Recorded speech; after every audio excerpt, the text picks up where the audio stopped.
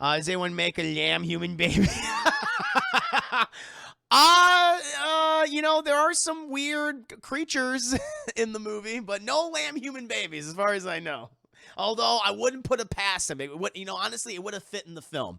It would have fit in the film quite well. Hello, I just wanted to thank you for clicking on my video, and I wanted to let you know not only do I create content on my YouTube channel here, Class in a Glass, but I'm also on Twitch where I play single-player games, multiplayer games, I do movie reviews, cartoon reviews, and a whole bunch of other stuff. Also, it would be a big help if you can check out my Patreon where you can gain access to audio commentaries, reactions, and the ability to submit questions for my podcasts and videocasts. And all that content can be found in the links below. In the meantime, enjoy the video.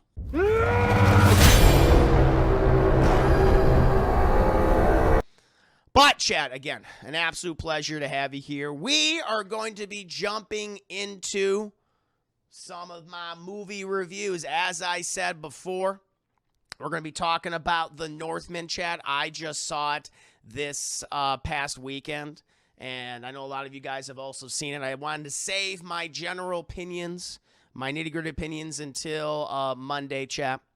But I figure we can have a nice back and forth. Now, this will be a non-spoiler review. This will not be a scene-by-scene breakdown, chat. I don't want to ruin the movie for anyone because it just came out for everyone. So, I just want to go ahead and start talking about this fine film. Give you a brief background, chat. This is directed by Robert Eggers, who was previously probably best known for directing The Witch and The Lighthouse, two movies I have done reviews for on my channel, and both I really enjoyed. Like, I always liked The Lighthouse, chat. I was a little, not that I disliked the Witch or anything like that, but I don't know, I was not as hyped about it as like a lot of people were. But recently, having gone back and seen, I had not seen it for several years. I really enjoyed it. I really enjoyed the second on my second watch. Although I do still prefer The Lighthouse. I think that's just a superior movie. I think it's a little more well-paced. And I just really love the back and forth between Robert Pattinson and Willem Dafoe. But like all of Robert Eggers' previous films, he really does like to get into the nitty-gritty details of history, chat.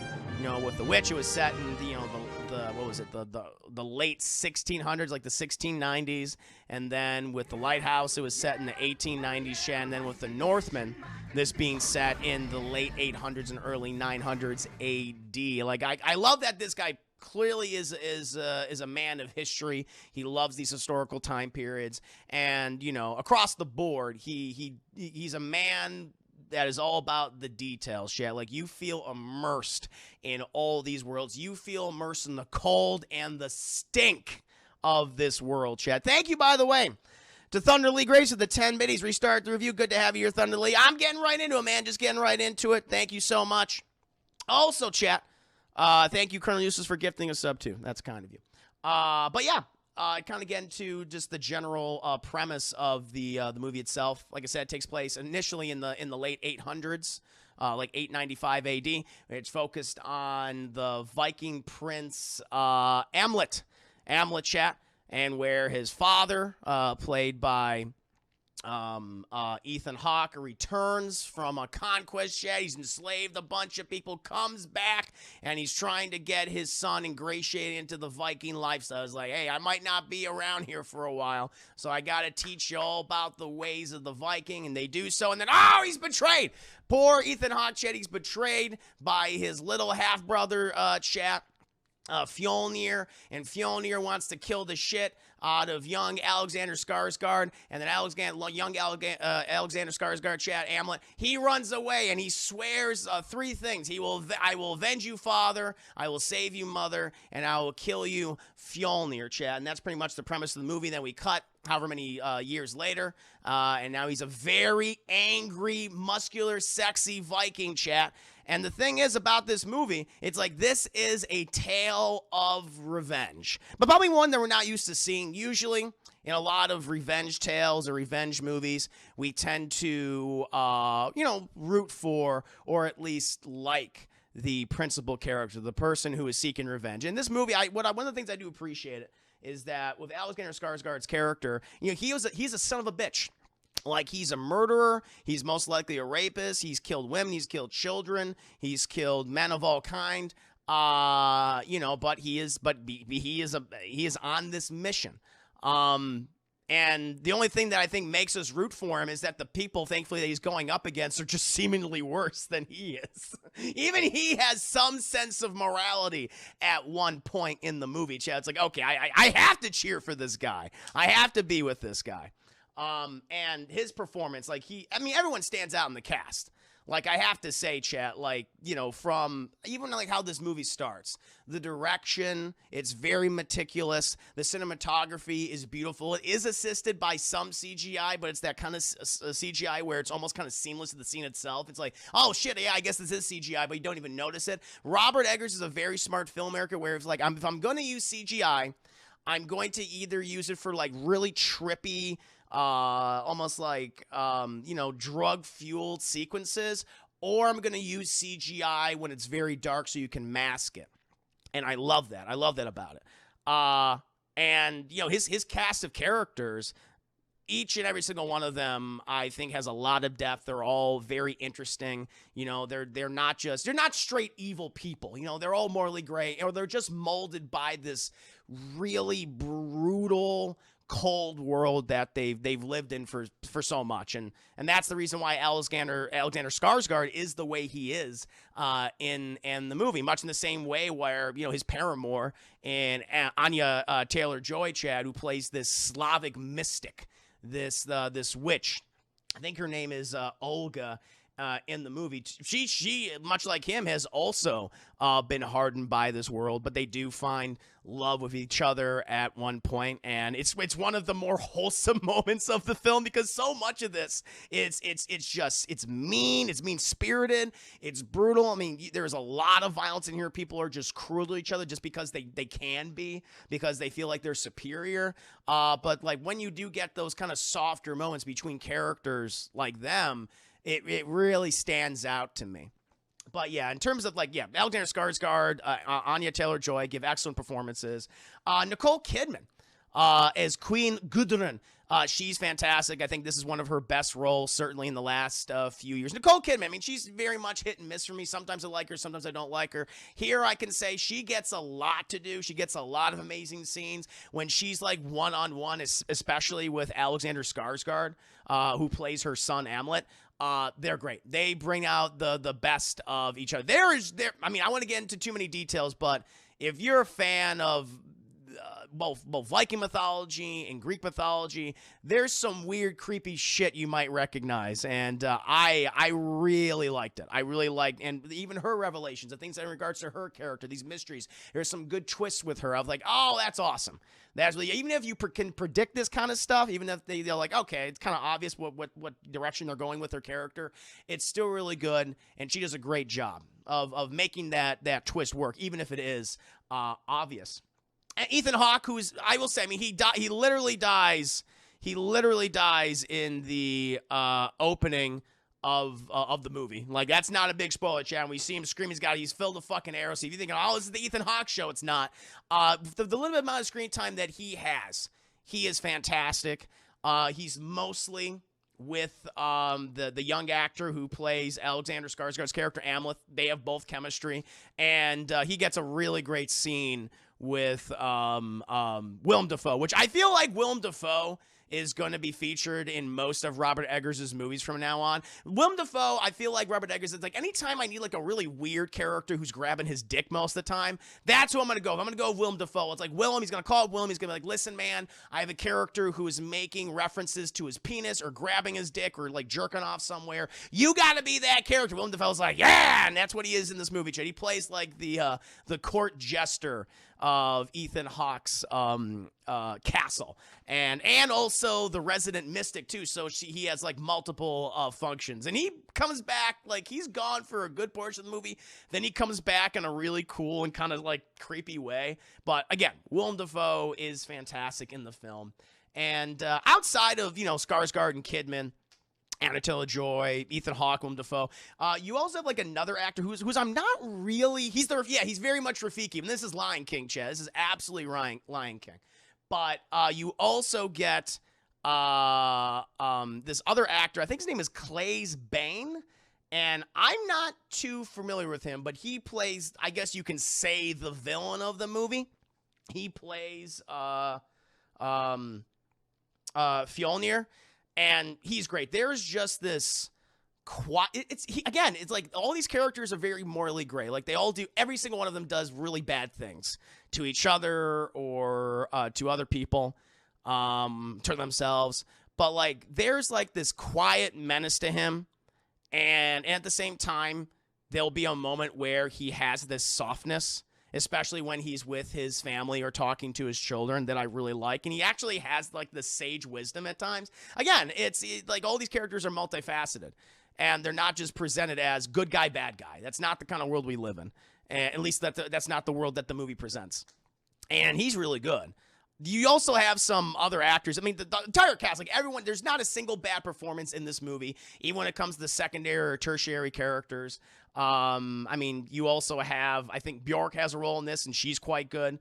You have, who else is in this movie, chat?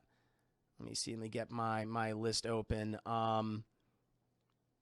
Like, you just have these other tertiary characters who might come in. Like, there's this one guy who he has like a horrible disfigurement where he loses his nose in the opening of the film, and he's featured throughout the rest of the movie. Like, every time he comes up on screen, I'm like, okay, what's this guy gonna do? Because you never know, because he's so fucking crazy and weird.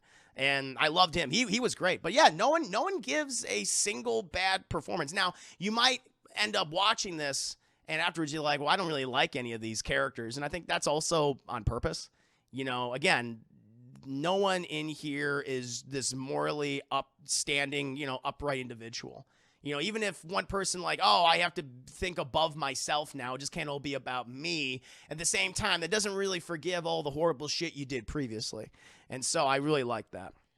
And yeah, just going back, I think it has a fantastic ending.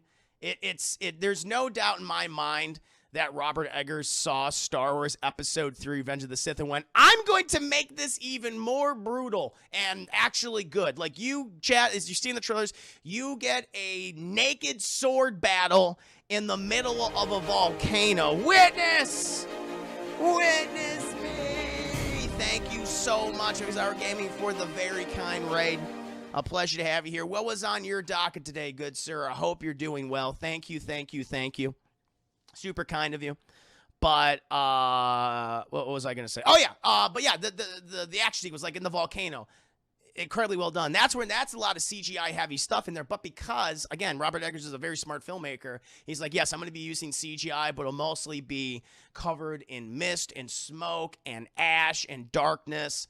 And it fits. It looks real. It looks real enough to where it's like your mind's not constantly saying that's bullshit. You know, like Revenge of the Sith, it's like, this is just all fucking CGI. Here, it actually really works. And it's brutal. All the choreography for the action scenes, they're great. They feel real. They're brutal. There's a lot of blood in this movie. There's a lot of gore in this movie. People are literally just getting cut up. They're getting sliced and diced. Guys have their intestines coming out, chat, just all over the place. Literally, they're exploding their guts out of their bellies and things. You have these like huge gashes that look really real. All that's really fantastic. Then you get some more fantastical kind of action scenes in the movie. I don't want to say too much or spoil too much, but it's like, okay, am I seeing what's really going on, or is it the character's imagination, or is it just are they going on a crazy trip, or because of all these myths and legends they've heard about Odin and Loki and all these other, Viking gods? Is this are they just making their story bigger than it actually is? And it's some really cool stuff. Like, at one point, I'll say there's a moment where it's like, oh, this is a Dark Souls boss battle, and I really liked it, and it's great. And again, it's a mixture of both CGI and some fantastic makeup and some animatronics, and they just fucking sell it. There is a field hockey game in this movie too. I guess it's like, the Viking equivalent of lacrosse, and it is fucking brutal to watch. It's like people's bones are breaking, people's faces are exploding in this scene. It is rough, and you feel every just thunk on the head with these giant wooden balls and these clubs. And it's like, oh, and you're always worried about, like, what's going to happen to these poor fucking schmucks as they're about to be bludgeoned to death. Or, you know, you hope that at least die, because some of them just, like, you see them later on, they're just all fucking physically deformed later on in the movie. It's really, really good. Again, this is just a brutal world with brutal characters, and I think because of that brutality, that this is not going to be for everybody. You know, if you're expecting a kind of like a Conan the Barbarian, which is very much a, you know, Hollywood, a great movie. I love Conan the Barbarian, chat, like, you know, the Arnold Schwarzenegger one, you know, sword and sandals, you know, taking from various, you know, ancient mythologies and things and making its own thing. You're not really going to get that. It's not, there's not going to be an action scene every other minute. You're going to get these very introspective scenes where you just have this one character just plotting their revenge. Like, most of this movie, I would say, like, the beginning has a lot of great action, some wonderful cinematography, but then there's a point when we get to the second act where it's just the main character, Alexander Skarsgård, figuring out how he's going to carry out his revenge in this film and the steps he's going to take. And really, it's not always going to be like, I'm going to keep stabbing people. It's just like, how can I just mess with this farm and make them feel like they're cursed? There's a lot of that. And if you're in for that kind of thing, then you'll like it. But if you want an action scene after action scene after action scene, you're not going to get that. And so I do feel like with all of Robert Eggers' previous movies, people are going to have problems with the pacing. This is his longest film yet. I think it's just a little over 2 hours. I think it might be like 2 hours and 10 minutes. But I was with it because everything I was seeing was really beautiful, and the conversations that were had between these characters were meaningful. And it showed layers to them despite their really cold and brutal exteriors. I think that's the thing. Like, if you're patient enough, you will see that not all these people are just, you know, brutal savages. There is something to all of them. There's a softness, which, like, even the villains, even the quote unquote film's villains, that there are some surprisingly quiet scenes with them, and where they actually, again, they speak very wisely, and I really, really like that. But yeah, I can see why William Shakespeare was inspired by the story of Amleth and Amleth and did Hamlet, and why we have The Lion King, because that is obviously an adaptation of Hamlet as well. So it's this story that has been around for, Jesus Christ, 1,000 goddamn years. It's been around for so long, chat. 1,200 years at least. That's pretty incredible. So yeah, I'm trying to think of like any like main criticism outside of maybe a little bit of pacing issues, but overall, I still think it's a great movie. And if you're patient with it, I think you're going to have a good time. I would probably give this, on the double toasted DT scale, chat, a high full price. I would give this a high full price, chat. Really enjoyed the movie. Recommend it.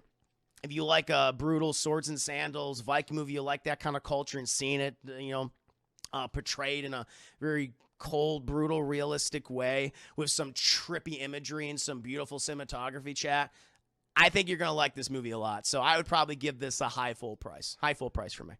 What about the rest of you guys? I know you guys probably have seen this movie too. What are you guys feeling? What are you guys thinking? Yeah. Read my fun fact above, Juicy. I'll read your fun fact. Let's see here. Emma says, wow, you're a trick, Joe. 9 out of 10 for me. Hamlin's literally the same name as the character in this, just with the H move at the beginning. That's true. That's true. Hamlin and Amleth. It's not that story a lot of the time, but the character's way of making it epic in his mind. Exactly, from my interpretation. Yeah, he's making his own story. This epic fucking mythic tale of revenge involving the gods, involving Odin and Freya and stuff like that. Yes, 100%. And then Robert Eggers kind of, at times, he strips away that and sees like, okay, this is probably what it really was, which I thought was really cool. I'll give anything I would change. I love that Eggers is given a budget of this level. That's the other thing. This movie's fucking expensive. This is the most money that Robert Eggers has ever played around with, and it is all on screen. Like, period pieces, most of the time, chat, are very expensive to make.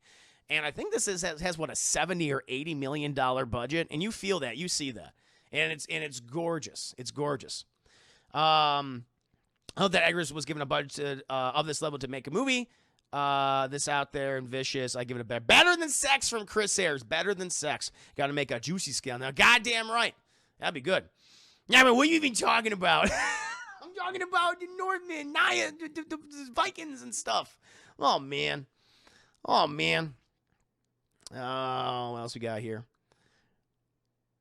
Let's see here. Would I compare it to the Old West movie with Christian Bale and Native Americans? I don't think I've ever seen that one. So I'm going to play some Destiny 2 PvP and talk about Elon. My thoughts on the Moon Knight so far and the Two Kinds webcomic. Oh, good. Nice. This is one of the most gorgeous movies I've seen in years. Yeah, definitely up. It's up there. Fun fact, Vikings invented the first meme. A Viking had left his inscription on a stone of Hagia Sophia in Istanbul. The letters rarely read in English. Hafton was here. Oh, that's amazing. Oh, that's fantastic. I love that. Yeah. Certainly from my experience when there's a lot of frost in the either. Oh, sorry. Talking about other things. Shit. Talking about cookies and pastries and all that. Yep, and Anya Taylor-Joy, the star of the Playboy movie. But man, she's done other things. She's done other things, gone back and forth. Hey, you gotta make that money, Chad. You gotta make that money. Yo, Ben, a bucket shredded, angry Vikings in the rain. The thing is, Alexander Skarsgård, he looks fucking fantastic in this movie. He looks he's a handsome man. He's a handsome boy, Chad. And I imagine to maintain that body for this movie, that's a lot of fucking work. But no, he looks great. You see his penis in the movie, too, but apparently it's a CGI penis. It's not a real penis, Chad. It's a facade. It's a fake, which is weird that they CGI'd the pee-pee. I don't know why, but that's what they did. But, yeah, you see a lot of man meat. And sometimes, though, when you see it, it's like, yeah, I don't like it. There's a lot of nudity in this movie, sure. But sometimes the nudity is not the kind of nudity you want to see. It's like, yeah, I don't like this. It makes you uncomfortable. Both the male form and the female form, Chad. It's like, oh, God. No fake peens. I would like some real peens, please. Yeah, they CGI his penis. But you don't read. But the thing is, though, Chad, again, Robert Eggers clearly he knows what he wants when it comes to CGI. And when there is CGI, you can't even really tell. And so when I saw Alexander Skarsgård's penis, and you will see his penis in the movie, chat, I couldn't tell it was CGI. It looked real to me. So that's pretty goddamn good. I just want to see Alexander Skarsgård's naked. Should I wait till it is on Redbox? No, I will tell you what, it is worth seeing in the theater. Do what makes you comfortable, of course. I know some people don't want to go back to theaters. I get you. But again, the movie is so gorgeous. It's so fucking pretty to look at. The cinematography. If this doesn't get a Academy Award nomination for Best Cinematography, that whole fucking category is bullshit, chat. It's bullshit. So I like it. So far, I made $25 million. It probably will break even. Well, that's Mad Max. Good to have you, by the way. Yeah, that's the thing about this film. It's just, I don't know if it will make a profit. I don't know if it's going to be a box office success. Because it's just, again, it's not a mainstream. They are marketing it as a mainstream movie, but this is not a mainstream movie. I don't even want to say it's like an art house film. I think that has negative connotations. It's just a really brutal story of revenge where you might end up cheering for the main character, but you probably won't like the main character. I think that's what it is. So. But still great. Even if it doesn't do well at the box office, Chad, I can say that this is a great film, and it's worth seeing if you wish to see it, of course. But yeah, it's beautiful. Beautiful movie, well acted, well written, feels very honest and earnest in the time period that it's showcasing, Chad. It does not hold any punches, literally, because people are getting fucking punched in the face, and they're bloodied, and they're broken, and it's really cool to see. Really cool. You'll be wincing throughout this entire movie, Chad. And just even the threat of violence, it's like, it's like you can just imagine what's about to come. And usually it's not good. Chris Ayers, Eggers. Yeah, Eggers is even though initially I was not the biggest fan of The Witch, I've seen it a second time. I liked it a lot more. I think at that time I would give like a low full price.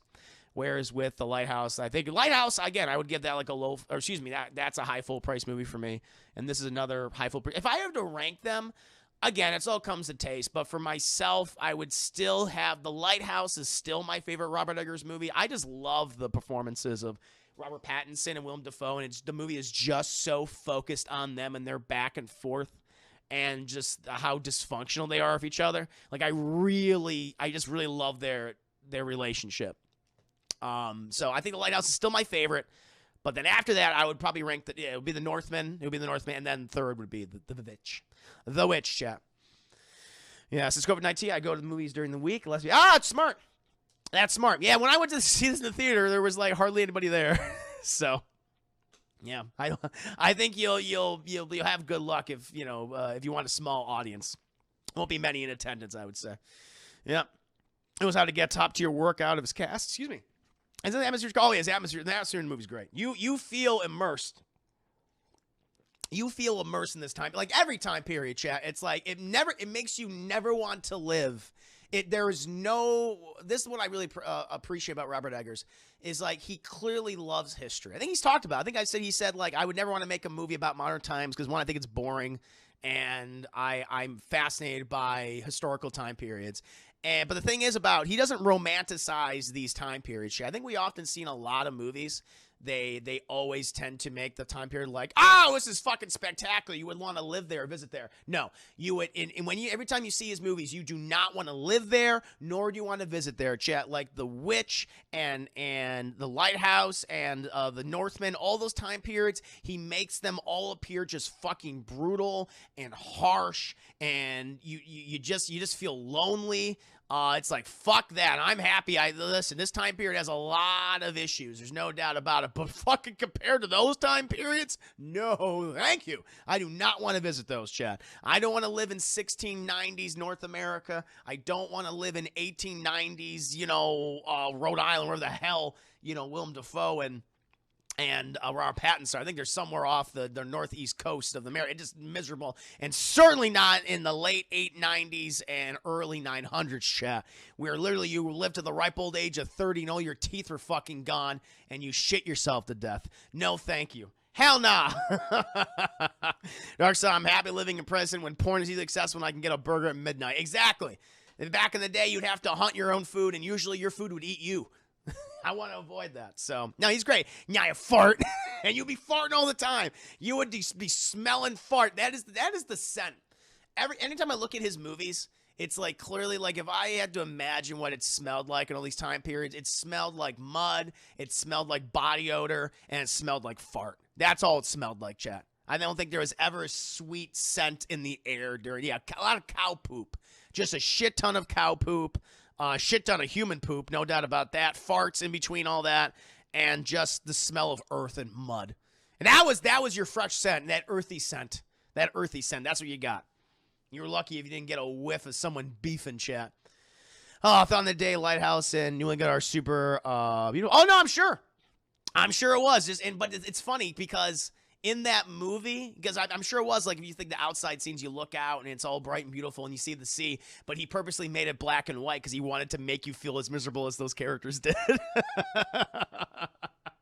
Now, we call that smelling like outside. Yes. It smells just like outside.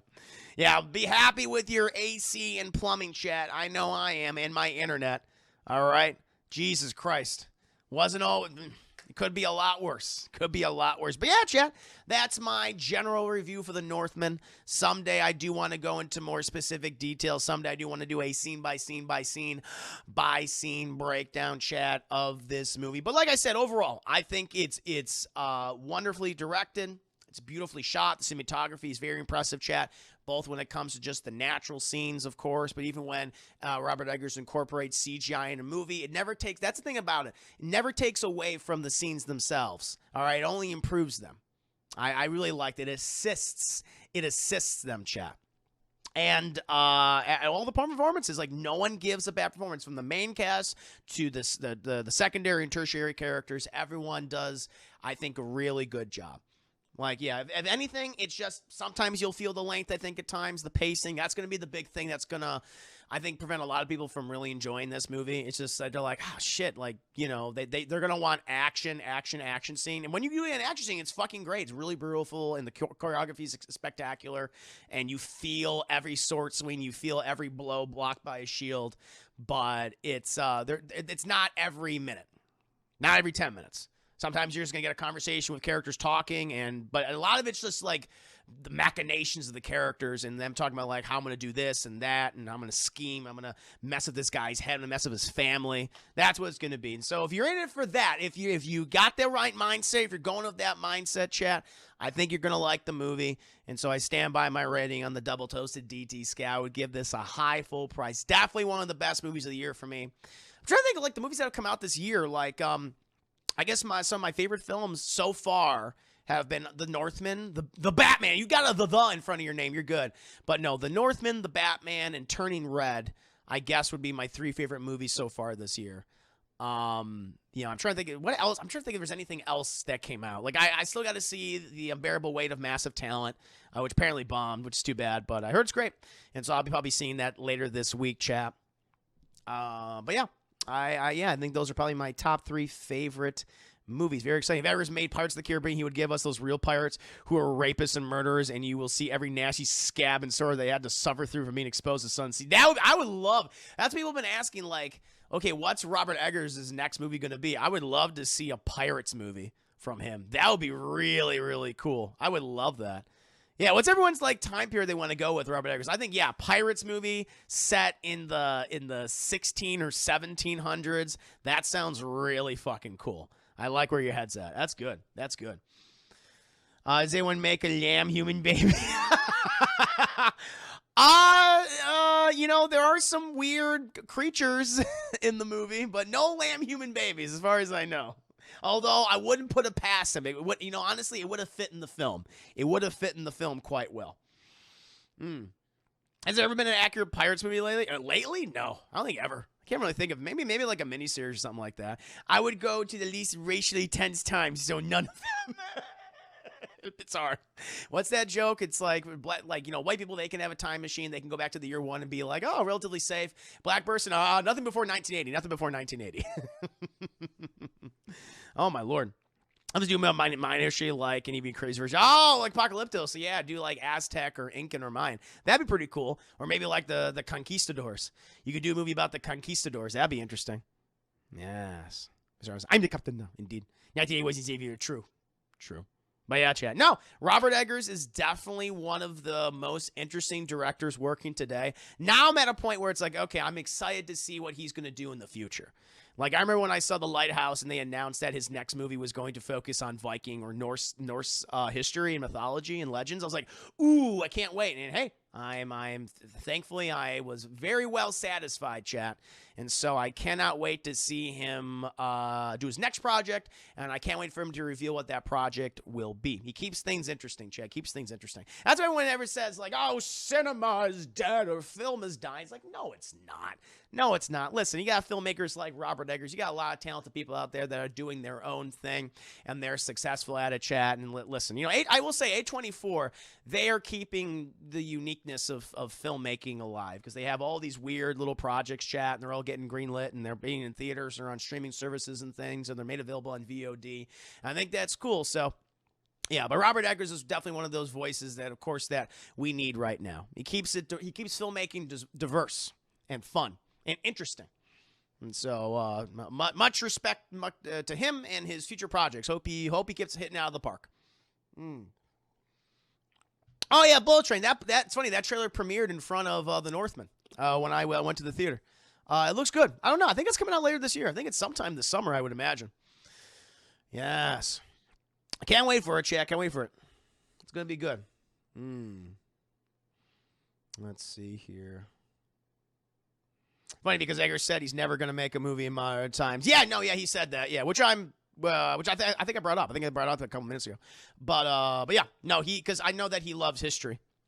I know that he really loves history. He likes being in those time periods, and he's clearly fascinated by them. And he pays a careful attention to detail with these movies, and it fucking works. It really, really works.